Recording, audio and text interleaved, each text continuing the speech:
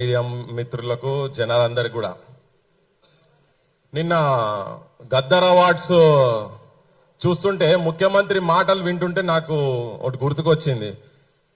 ఇండ్లు కులగొట్టిండు అంటే ఇండ్లు పగలబడి ఒకడు ఏడుస్తుంటేనట ఒకడు పోయి ఆడ సుట్టబీడి అంటించుకొని ఆ వేడి కాసుకున్నాడట. నాకు ముఖ్యమంత్రి రేవంత్ రెడ్డిని చూస్తుంటే నాకు అట్నే అనిపించింది. ఒక దిక్కు ఆడ ఇండ్లు కూలగొట్టి ఒక యుద్ధ వాతావరణం లెక్క తయారు చేసి ఆయన వచ్చి ఇక్కడ వేదిక మీద కూర్చొని ఏం పాటలు అబ్బని తీయని దెబ్బ ఆట. అరే ఏం మనిషిరా అయ్యా నువ్వు, అసలు మనిషివా నువ్వు? నీ పక్కకు ఉప ముఖ్యమంత్రి అదే జిల్లాకు బట్టి విక్రమార్క సిగ్గెట్లలేదు మీకు? అది కూడా ఎవరి బొమ్మ పెట్టి గద్దరన్న చంప వలగొడుతున్నా కావచ్చు, మిమ్మల్ని కట్టె తీసి వెనక బట్టి పొట్టు కొడుతున్నా కావచ్చు మీ ఇద్దరిని.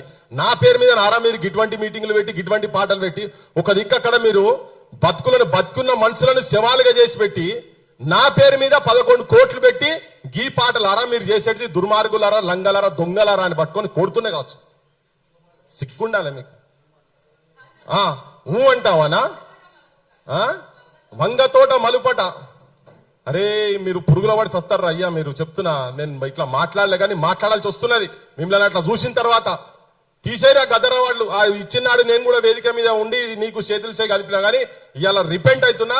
అసలు మీ ఈ దుర్మార్గుల చేతులలోనే గద్దర్ అన్న అసలు అవార్డులే ఇవ్వద్దు. అసలు ఇజ్జత్ తీసి పడేశారు. నా కుటుంబ సభ్యులు కూడా విజ్ఞప్తి చేస్తున్నా, నాకు బాగా దగ్గర కానీ నాయన మీరు ఇటువంటి వాటితో మీరు ఐడెంటిఫై కాకండి. పక్కకు పోయి కూర్చొని చేతులు కలిపి నాకు వస్తాయి ఇక ఫోన్లు నాకు స్టార్ట్ అవుతాయి. నేను కూడా గద్దర్ ఫౌండేషన్ మెంబర్ని కాబట్టి కానీ ఇన్సల్ట్ అనిపిస్తుంది. గద్దర్ అన్న వ్యక్తిత్వం ఏంది, గద్దర్ అన్న జీవితం మొత్తం చేసిందేంది, వీళ్ళు ఇప్పుడు చేస్తున్నది ఏంది? గద్దర్ అన్న బరాబర్ వాడుతున్నాయి కావచ్చు. అది తెలివంగానే వీళ్ళిద్దరిని అరెస్ట్ చేసిరని తెలివంగానే నేను మెదక్ కోర్టులో నా కేసు ఉండే ఆ పోతనే కార్లే కూర్చొని 2 ముక్కలు పోతవురో రేవంతు పోతవురో రేవంతు పేదొల్ల ఉసురు దలిగి పోతవురో రేవంతు మా బిడ్డల ఉసురు దలిగి పసిగుడ్డుల ఉసురు దలిగి పోతవురో రేవంతు పేదొల్ల ఉసురు దలిగి పోతవురో రేవంతు వెలుగు మట్ల ఉసురు దలిగి పోతవురో రేవంతు. బరాబర్ పోతావు రేవంత్ రెడ్డి, గుర్తుపెట్టుకో. నువ్వు చేసింది మామూలు పని కాదు. నీ అయ్యా జాగీర్ కాదు, నీ మంత్రుల అయ్యల జాగీర్ కాదు ఆ భూమి. భూదాన్ భూమి పేదోళ్ల గురించి ఉన్నవాళ్ళు, అభ్యుదయ భావాలు ఉన్నటువంటి వాళ్ళు, గొప్ప వ్యక్తిత్వం ఉన్నటువంటి వాళ్ళు, వాళ్ళకున్న ఆస్తిలో ప్రజలకు పంచుమని ఇచ్చినటువంటి భూమిలో 100 గజాలు ఆ పేదోళ్లకు నీడలేక రోటీ కపడా और మకాన్ ఒక చెత్త ఇచ్చేటువంటి ఆలోచనతోని పెద్ద మనిషి 80,000 కిలోమీటర్ల పైన 12 సంవత్సరాలు తిరిగి సాధించినటువంటి భూమిని దుర్మార్గులు మీరొచ్చి భూమి జాగ పిరమైందని చెప్పి కాజేసం చూసినటువంటి రియల్ ఎస్టేట్ బ్రోకర్ గాడు, ఒక real estate broker Revanth Reddy ముఖ్యమంత్రి అయితే బ్రోకరిజం ఎంత తారాస్థాయికి పోతుంది అనేది నిర్ధారణ చేసి చూపించేసిండు క్లియర్ గా. ఆడ ఇంకొక మాట మాట్లాడతాడు ఆయన మొన్న.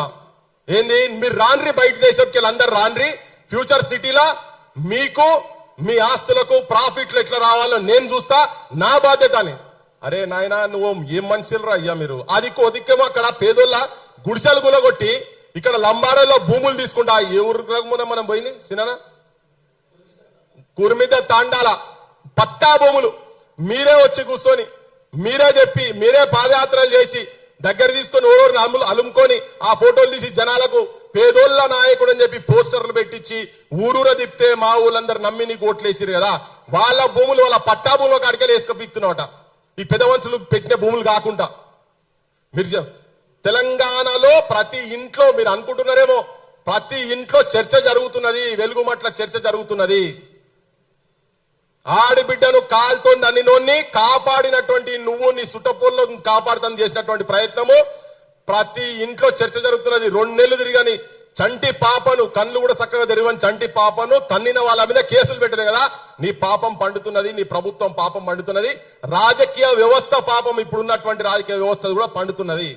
కొంతమంది ఆడపోయి కూర్చొని మాట్లాడి చెప్పినోళ్ళు మా అయ్యి వస్తే మేము ఇట్లా చేస్తాం అట్లా చేస్తామని చెప్పినోళ్ళు మేము చెప్పినాం అదే రోజు మీకు నిజంగా గనుక మీ పార్టీలకు చిత్తశుద్ధి గనుక ఉండేది ఉంటే మీ ఎమ్మెల్యేలంతా వచ్చి బజార్లో కూర్చోండి, మీ నియోజకవర్గంలో బజార్లో కూర్చోండి, వాళ్లకు ఇండ్లు వచ్చేదాకా మేము బజార్లోనే ఉంటామని చెప్పండి మీ ఎమ్మెల్యేలతో అని చెప్పి బహిరంగంగా ఆడ చెప్పొచ్చినాం. మేము అన్ని పార్టీలకు, కమ్యూనిస్ట్ పార్టీలు కూడా ఉట్టి వచ్చి రిప్రజెంటేషన్స్ కు మేము స్పీకర్ దగ్గర వచ్చి చెప్పినాము, నేను వాళ్ళ షోలో చెప్పినాము, గివిలకు టెలిఫోన్లు చేసినాము, వాళ్ళకు మెమొరాండంలు ఇచ్చినాం. గివి కాదు, అది బీఆర్ఎస్ వాళ్ళు కానీ, బీజేపీ వాళ్ళు కానీ, సిపిఐ వాళ్ళు కానీ, సిపిఎం వాళ్ళు కానీ అసెంబ్లీ అవుతుంది కదా, వెలుగుమట్లో ఇప్పుడు బజార్లో ఇయ్యాల మనం ఉన్నాం. ఇక్కడ ఉన్నంత సేపట్ల మా అన్న చెప్పిండు ఇంతకు ముందు, ఆడ అప్లికేషన్లు ఇస్తుంటే వేల మంది ఉన్నారు అక్కడ, వేల మంది. ఒక్కసారి జూమ్ చేసి చూపిండి, జనాలకు చూడాలి, జనాలు చూడాలి, ఒక్కసారి చూడరు. ఇది వేల మంది కలెక్టర్ ఆఫీస్ ముంగడ నిలబడ్డారు.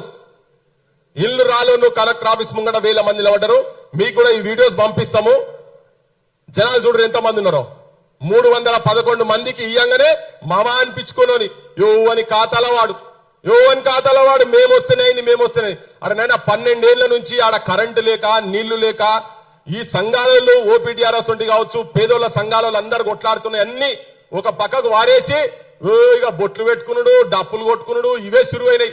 ఇళ్లకు రాగానే గుమ్మడికాయలు కొట్టుడు, మంగళారతులు తిప్పుడు. ఈ ఎక్కడ తమాషారు అయ్యా ఇది? ఏంది ఏడున్న మీదంతా? జనం అంతా చూస్తున్నారు మిమ్మల్ని, మీ డ్రామాలన్నీ చూస్తున్నారు. జనం ఏం చేస్తున్నారు? ఇప్పుడు మనం ఇడుంటే జైళ్ళలో మగ్గుతున్నారు. పోయి ఆ ఇష్యూ గురించి కొట్లాడేవాళ్ళు జైళ్ళలో మగ్గుతున్నారు. 62 ఎకరాల 7 గుంటలు అది భూదాన్ భూమి. వీళ్ళందరూ 1895 మందికి ప్రొసీడింగ్లతో సహా మంచిరన్ని. అవన్నీ కావాలి కదా, ఏమిటికేం లేదు. మొత్తం ఆ గవర్నమెంట్ రాగానే వాళ్ళు ములాఖాత్ అయినరు. గవర్నమెంట్ వాళ్ళు వీళ్ళు ములాఖాత్ అయిన సమస్యనే లేదన్నట్టుగా మామూలుగా అసెంబ్లీకి పోతున్నారు. మంచిగా అసెంబ్లీలో ఎవరి దాడు మాట్లాడుకుంటారు, ఎవరి పని ఆడు చేసుకుంటారు, ఎవరి ఇళ్లలో పోతున్నారు, దావతులు చేసుకుంటారు, అన్ని నడుస్తూనే ఉన్నాయి. ఇప్పుడు 50 ఏళ్ళు పెళ్లి అయినా దావతి, అది ఒక కథ నడుస్తుంది. ఇవాళ వాళ్ళ దగ్గరికి ఇల్లు పోతున్నారు. ఇదంతా ఒక తమాషా, ఒక రాజకీయ డ్రామా చేసి అసలు సమస్యను పక్కదారిన పట్టించి, అసలు ఈ భూమి ఏంది, భూమి ఎంతమంది అర్హులు, ఎంతమందికి ఇచ్చిండ్రు, ఎవరి భూమి ఇది, ఇండ్లు గులగొట్టుడు. ఇప్పుడు 311 మందికి ఇచ్చిండ్రు కదా మీరు. అసలు 311 మందికి మీరు ఇచ్చిండ్రంటేనే వాళ్లకు కానూన్ ప్రకారంగా ఉన్నట్టే కదా. మరి ఎవడు గులగొట్టమని నిన్ను ఎట్లా గులగొట్టినావు? నువ్వు నోటీసులు ఇచ్చినావా?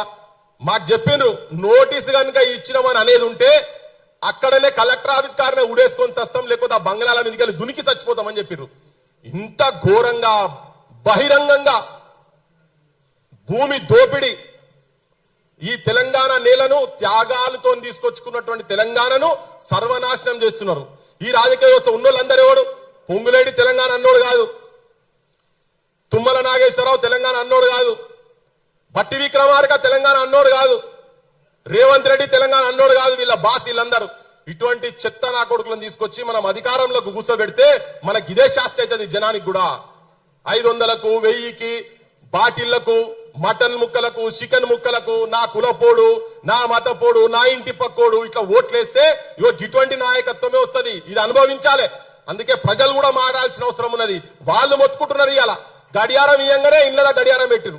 మేము పోతే మా సీను, మేము రాగు, మేము పోతే ఏ ఆడమైనా కానీ సీనన్న గడియారం కనబట్టే సీనన్న వాళ్ళు నలగబెట్టి వచ్చిన, వాళ్ళు బొమ్మ నలగబెట్టి వచ్చిన. ఎందుకంటే జిందా నలగబెట్టేందుకు వాళ్ళు లేడు కదా. కానీ అది మన పంతా కాదు. కానీ రాజకీయంగా మాత్రం అటువంటి వాళ్లను తగలబెట్టాలి. రాజకీయంగా వాళ్ళకి మళ్ళొక్కసారి వాళ్ళు మళ్ళీ ఎమ్మెల్యేలు, ఎంపీలు, మంత్రులు కాకుండా చూడాల్సిన బాధ్యత కూడా ప్రజల మీద ఉన్నది. నాకైతే నమ్మకం లేదు వాళ్ళు ఉన్నట్టు ఇస్తారని చెప్పని నేనైతే అనుకుంటలేను. మళ్ళీ ఇంకోటేంది, ఎంత బదినా వీళ్ళే దొంగలు, ఉల్టా చోరు కోతువాళ్ళు అన్నట్టు వీళ్ళే దొంగతనం చేసిర్రు, వీళ్ళే భూమి మింగినరు. వాళ్ళకే భూమి కావాలని 30 ఎకరాలు వాళ్ళకే తీసుకున్నారు. తీసుకున్నాక మళ్ళా ప్రజల గురించి నిజాయితీగా కొట్లాడుతున్నటువంటి వాళ్ళ మీద పొద్దున్న లేస్తే వీళ్ళు లంగలు దొంగలని అరే అమాయకులను తీసుకుపోయి లోపల పడేస్తారు. ఎంత ఘోరం అంటే పసిపాపలు రోడ్ల మీద ఉండి దోమలు గుట్ట. మావాడు ఊకే ముఖ్యమంత్రి చెప్తాడు, నా ఇంటికి రాత్రి 12 గంటలకు పోలీసు వాళ్ళని పంపించిండ్రు, 1 ఇంటికి పోలీసు వాళ్ళని పంపించిండ్రు, నా బిడ్డ పెళ్లికుండగా నన్ను లోపల పడేసారు. సక్కదనమైన పని చేసినవనా? 12 కాకపోతే 1 ఇంటికి వస్తారు, 2 ఇంటికి వస్తారు. అరే దుర్మార్గుడు, నువ్వు ఇల్లు లేకుండా చేసి బజాట్ పారు చేసి రోడ్ల మీద 4 సంవత్సరాలు 3 సంవత్సరాలు నెలలు నిండని పాపలకు దోమలు గుట్టంగా ఆ వీడియోలన్నీ జనం కూడా చూసిరు కదా. నిన్నేమనాలా? మరి వాళ్ళకెంత కసి ఉండాలి? అనొద్దు, చెప్పొద్దు. కానీ అందుకని ఒకటి తలకాయ తిరిగినోడు ఉంటే నేను కథమే పట్టియాలి అసలు యాక్చువల్గా. ఎందుకంటే నీకు అంత కోపం వచ్చినప్పుడు మరి ఆ జనాన్ని రోడ్డు మీద పడేసినావు కదా. వాళ్ళ తప్పేం లేదు. నువ్వేమో పాప పను, తప్పుడు పని నువ్వు చేసినావు. వాళ్ళు అట్లేం చేయలే. వాళ్ళు నిజాయితీగా పేదరికంలో ఉండి వాళ్ళకు వచ్చిన భూమిలో వాళ్ళు ఇల్లు కట్టుకుంటున్నారు కదా. ఇలా పైసలన్నీ వాళ్ళు అప్పులు అడుగుతున్నారట. ఎవడిస్తాడు అప్పులు? వాళ్ళ అప్పులు ఎవరు తెరవాలి? ఎంతమంది ఆత్మహత్యలు చేసుకోవాలి? ఆడ ఒక్కొక్కరు 2 లక్షలు, 3 లక్షలు, 5 లక్షలు, 6 లక్షలు, 10 లక్షలు అప్పులు తీసుకొచ్చారు. ఒక్కరికి కూడా మీరు చూడుర్రి పోయి, ఇప్పుడు కూడా మీరు చూడుర్రి, ఒక్కరి మెడలో కూడా పుస్తల తాళ్ళు లేవు, వాళ్ళకు బంగారు పుస్తల తాళ్ళు లేవు. ప్రతి ఒక్కరు ఆ ఇండ్ల మీద, ఆ ఇటుకలకో, ఆ సిమెంట్ కో, ఆ రాయికో, ఆ పునాదుల మీదనో వాళ్ళ పుస్తలు కనబడతాయి. వాళ్ళ పుస్తలు అమ్మిన పుస్తలు, గిరివి పెట్టిన పుస్తలు కనబడతాయి అక్కడ. ఇది వాస్తవం. అందుకే కడుపు గాలి ఇలా రేవంత్ రెడ్డి గురించి మాట్లాడాల్సి వస్తుంది, రాజకీయ వ్యవస్థ గురించి మాట్లాడాల్సి వస్తున్నది. కడుపు గాలి మాట్లాడుతున్నావు. ఇవన్నీ ఇంత దుర్మార్గమా? రాజ్యం నడుతురా మీరేం? నీ అయ్యా జాగిరి నడుతురా ఏంది? జనానికి కూడా అర్థం చేసుకోవాలి. ఇవన్నీ జనానికి అర్థం కావాలి. మొత్తుకుంటున్నాం. అరే దీస్తోని పోతే కూడా లోపడిస్తారు, కేసులు పెడతారు. ఎన్ని కేసులు పెడతారు? ఎంతమందిని చంపుతారు? ఎంతమంది చావాలి తెలంగాణలో? ఈ ప్రాంత అస్తిత్వం గురించి సాయుధ పోరాటంలో చచ్చిపోయారు, అన్నలలో పోయి చచ్చిపోయారు, తెలంగాణ విముక్తి కోసం చచ్చిపోయారు. ఇప్పటి కూడా చచ్చేందుకు సిద్ధంగా ఉన్న వాళ్ళం బొచ్చడి మంది ఉన్నాం. బరాబర్ మీ అసొంటి రాజకీయ వ్యవస్థను ఎండగడతాం. అన్ని రాజకీయ పార్టీలు ఇలా ఆడ బయటకు వచ్చి కూర్చొని, ఆ వినోబా భావే ఆయన ఎవరు గాంధీ శిష్యుడు, ఆ విగ్రహం తాడుండి ఈ అసెంబ్లీలకు మేము రాం, లేకపోతే ఆ ముంగటున్నటువంటి గన్ పార్క్ దగ్గర వచ్చి అమరుల సాక్షిగా ఏ రాజకీయ పార్టీలు వాళ్ళకు న్యాయం జరిగే వరకు మేము అసెంబ్లీలో పోమని చెప్పి ఒక్క రాజకీయ పార్టీ అంటలేడే. బీఆర్ఎస్ అంటలేడు, బీజేపీ అంటలేడు. బయటికి రాగానే మళ్ళా మేము పోయినందుకే వచ్చినాయి అని ఓడి చెప్తాడు. మా అయ్యి వచ్చినాక ఓరంటారు. ఇవన్నీ ఏంది? తమాషా ఏంటిది? ఎంత అందరు కలిసే ఉన్నారు. వీళ్ళందరూ కలిసి కట్టుగా పంచుకుంటున్నారు. గత ప్రభుత్వం ఉన్నోడు ఆయన వచ్చి ఆడ దాడి చేసి తీసుకుందామంటే తిరగబడ్డారు. వీళ్లకు టైం వేయకుండా పుస్తకాల కాడికెళ్ళి చదువు, నీకు కాలి బిడ్డకు, నీ బిడ్డ పెళ్లికి రాలియలేదనే నీకింత రోషం వస్తే, ఆడ పాపం పైసా కూడా పెట్టుకొని తిన్నరో లేదో వాళ్ళు ఫీజులు కట్టుకొని చదువులు చదివిస్తే పరీక్షల టైంలల్లా వాళ్ళ పుస్తకాలు కూడా తీసుకునేటువంటి టైం లేకుండా చేసి పుస్తకాలు వాళ్ళ కనబడ్డాయి. మేము పోయి ఇట్లా జరుపుతుంటానికి ఒకటి 6వ తరగతి పుస్తకం, ఒకటి 9వ తరగతి, ఒకటి ఇంటర్మీడియట్ పుస్తకాలు కనబడ్డాయిలా. మరి వాళ్ళ భవిష్యత్ ఏం కావాలి? జనం కూడా ఆలోచించాలి.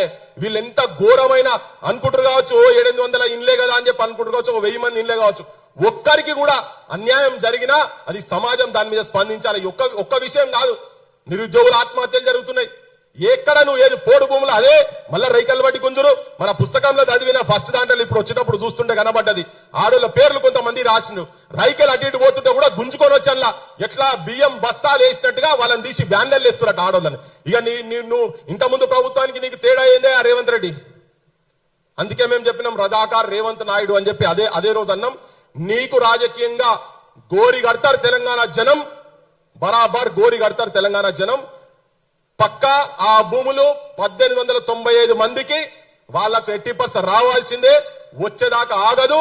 వాళ్లకు ప్రభుత్వ పైసలు కాదు, కోర్టుల కూడా విజ్ఞప్తి ఏంటంటే ప్రతిసారి కోర్టు ధిక్కరణ, ఇప్పుడు వాళ్ళకి ఆర్డర్స్ ఉన్న తర్వాత కూడా చేసిరు కదా, వాళ్ళ వ్యక్తిగత ఆస్తులను జప్తు చేసి ఇవ్వాలి.